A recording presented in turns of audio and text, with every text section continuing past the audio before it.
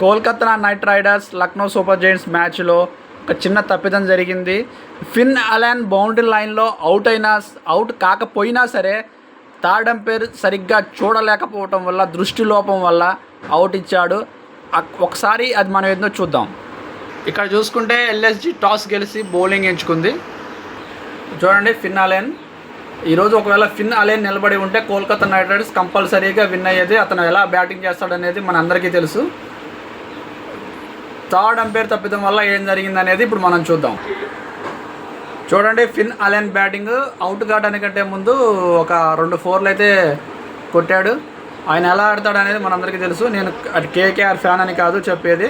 ఇప్పుడు చూడండి, third umpire యొక్క తప్పిదం వల్ల ఎంత పెద్ద మిస్టేక్ జరిగిందని చూడండి. ఒక క్యాచ్ వెళ్తుంది, అక్కడ క్యాచ్ పడ్డాడు, అక్కడ వైట్ లైన్ టచ్ చేశాడు. వైట్ లైన్ ఎలా టచ్ చేశాడు అనేది ఇప్పుడు రీప్లేలో మనకి క్లియర్గా కనపడుతుంది. మీరు ఇప్పుడు చూడండి, ఆ వైట్ లైన్ కాడ లైట్గా షేక్ అవుతుంది.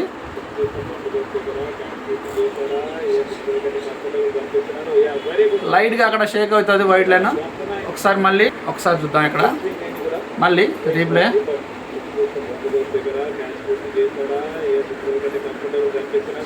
ఆ వైట్ లైన్ కాడ లైట్గా స్పైక్ వచ్చింది, అది మీరు గమనించండి.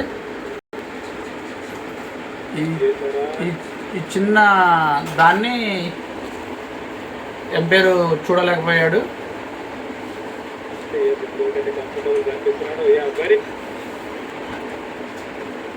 లైట్ స్పైక్ అది బౌలర్కి మాత్రమే తెలుస్తుంది. కాకపోతే అతనికి షూస్ ఉండటం వల్ల తెలియకపోవచ్చు ఆ మూమెంట్, హీట్ ఆఫ్ ద మూమెంట్లో.